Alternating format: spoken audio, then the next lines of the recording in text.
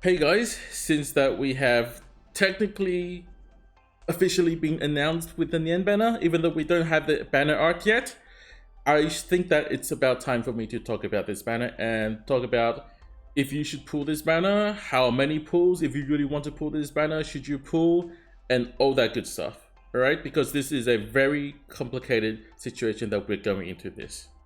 So let's explain. Nian is the first limited operator that we have ever got, right? It's not like our traditional event banner where there's a new 6-star operator introduced and then there's a signal 6-star rate up. It's not like that. It is a double 6-star rate up banner, which is Nian and Ark.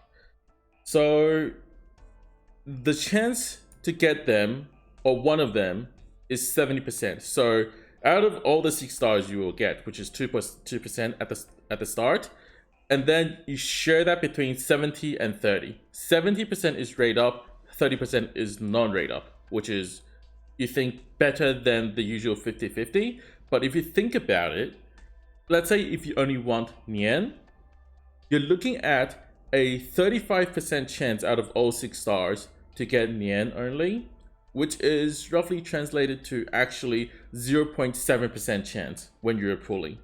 So I know that I shouldn't be comparing games like this, but think of FGO.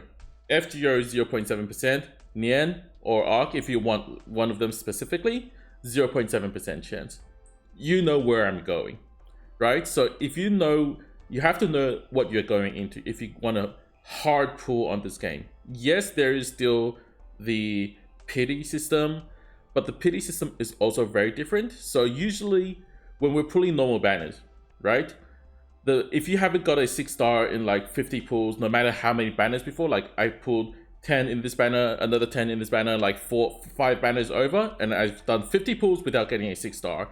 The newest banner I can do the 51st pull, I will get 4% chance for 6-star, 52, like it goes on, right? We all know that stuff. But that pity does not count towards this banner.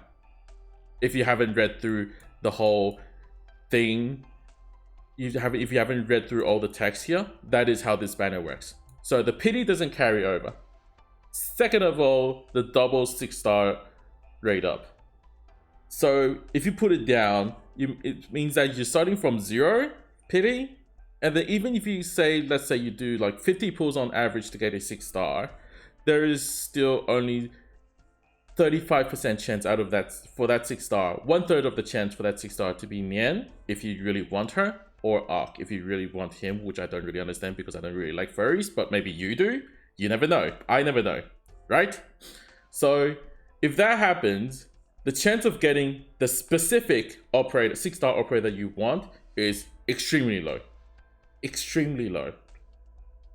So my recommendation, if you really want to pull this banner, is I would pull to, like, let's say, depending on how much you can really afford, but 1 or 2 6-stars that are rate up. So let's say if you really want Nian, but you got 2 Ark in a row, I would stop there. Why? Because the Chinese version already promised that they will have a rerun of this banner. Why is that so important? So this is the first limited banner. There is a second one that will be coming, that has already came to the Chinese version, right? And they added a guaranteed 6-star of your choice system after 300 pulls in that limited banner. And that will be introduced to the rerun of Nian banner when that rerun comes. Then you might think, oh well, what's the point for that? Then I mean, what's the point of me pulling now, right? No, because the guaranteed 300 pull to choose a 6-star of your choice system will actually carry the data from this banner. So let's say I've already done 300 pulls in this banner, in this Nian banner, and I still haven't got Nian. I'm like the unluckiest person in the world. I still haven't got Nian. After 300 pulls, I stop here. I wait for the rerun, and the moment rerun hits, it will already count that I have done 300 pulls in that banner, in Nian banner, and I can just take Nian straight out of that banner for free. So if you really want to spend, but you're not in a hurry, you're not that desperate that, oh my god, I must get Nian because this is limited only, and I will spend like all my life spending in this game just to get Nian. And if you don't want that to happen, you can just, at most, 300 pulls, stop, and then wait for the banner to come. Okay? That is my recommendation. So that is the mechanic of the banner explained. I still have to talk about the operator, which is mainly Nian and Ark.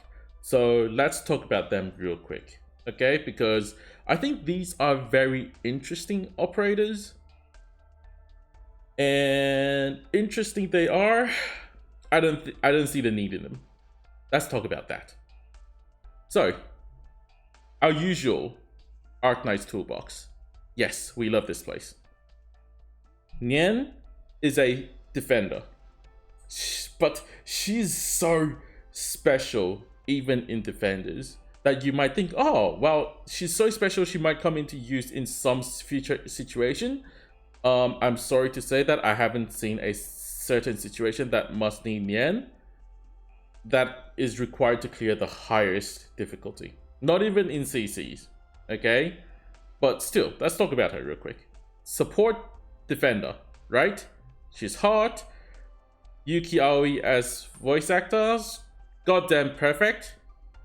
The talent, give all defender operators max HP, which is pretty awesome, and gives herself 3 shield after deploy, so she can take 3 damage when she's the moment she's deployed at E2.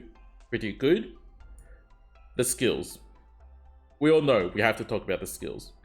So her first skill is that she gets defense, gets some attack, and her normal attacks deal magical damage.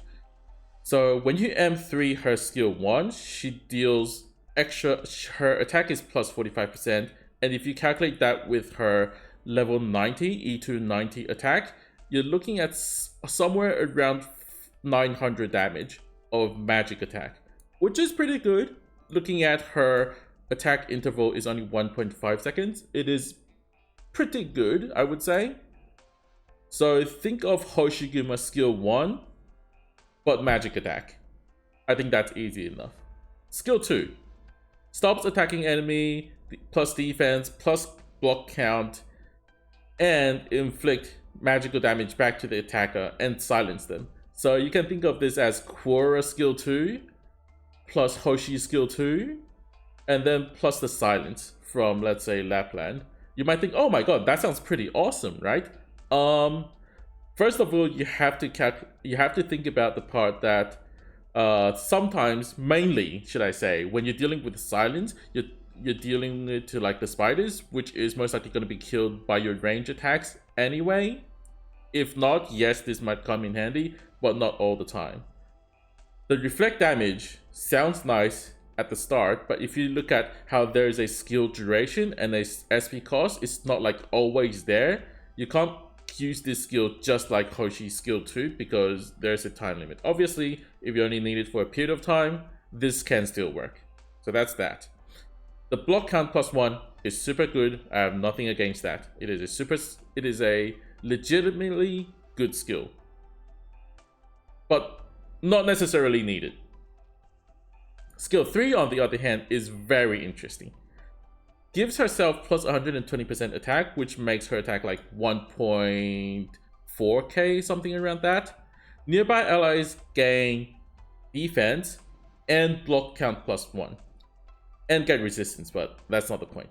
The block count plus 1 can work very well with AoE guards like Spectre or Blaze, since that they attack the amount of enemies equal to their block count. So usually it is 3 when they're E2. So let's say your Blaze usually attacks 3 when she's E2. With this skill activated and Blaze within her range, within this skill range, Blaze can now hit 4 targets at once. So yes, literally, this is a support defender. She's not a tank defender. Like, she's not trying to be the tankiest character in the game. She's a support, but also a tank. Think about if you need her, Personally, I've never used her, so I don't know if I need her. But I feel like, yes, she's super hard, and yes, she can come in handy sometimes. But needed, depending on you. The second 6-star is way more interesting. Ark. So, he's a specialist, right? He supports allies. He decreases his HP over time, but that is all fine because that is covered by his talent, where when he's attacking, he can activate like one of the random abilities, which is including recover HP to himself, increase attack, slow the target, or stun the target. Sounds pretty interesting. His second talent is that he's healing against himself, so if he's getting healed by others, grant like 20% more healing. Pretty awesome. What is interesting is his skill. Again, skill 1, very easy attack speed. With his E2 of 700 damage and 1.3 second attack interval, you can see him as literally a light machine gun, pretty much. Super fast attack and decent damage.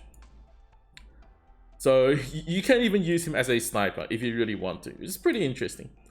Skill 2 though is even more interesting.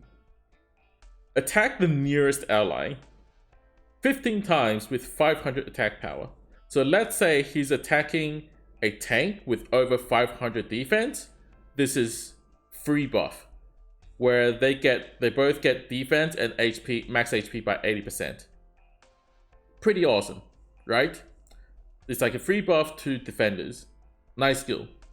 His third skill though is even more interesting. Still the same thing. Attack the nearest ally ahead. So if he's facing right, he'll hit the target ally right in front of him. But grant attack plus 50% and attack speed plus 50 to himself and the target. What does that mean? So let's say if you bring in Exia, 15 times with 500 attack power will insta-kill Exia. Yes, this is what happens. You can literally use him to team kill your own operators.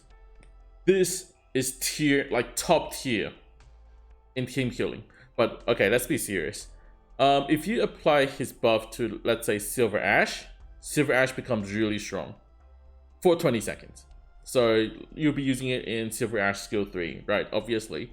So this sounds super awesome. Silver Ash skill 3 is already OP, and you add a super OP buff onto him.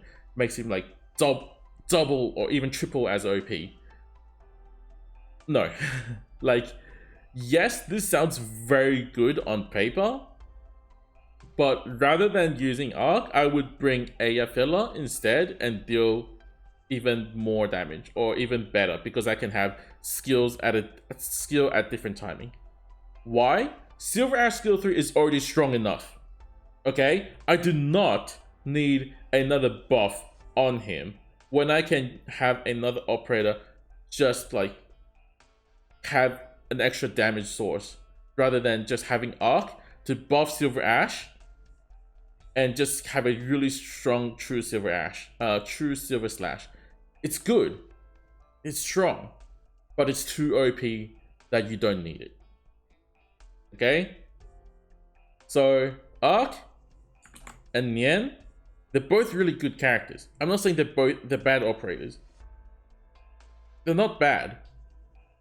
It's just that they're super niche. And if I want a tank, I can use Hoshiguma or Saria, whom both I've leveled up already. If I want to bring Arc to have some extra attack buff, I can just bring another attack operator in the team and deal the damage that way.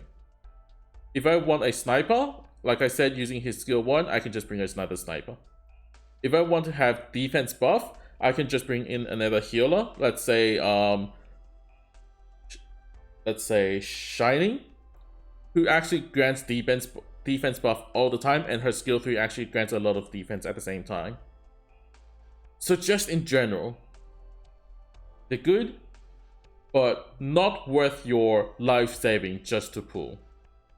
Okay, like I said, 300 pull max, unless you're super well and you don't care about how much money you spend on the game. Or do like get a 6-star. Get a 6-star to say, oh, I pulled in this banner, and hope for your chance to get Nian, or depends on how much you want them. And think about your need. Now, thanks for watching the video. I will be pulling this banner, and yes, I will be pulling, but no, I will not be pulling like definitely getting those two. Like this is not your usual banner. Even me, who usually wants to get all my operators, I will only limit myself to 100 pull, and then I will surely stream that. So if you guys want to watch that, you can join my Twitch stream then. I'll see you guys in the next video. See ya.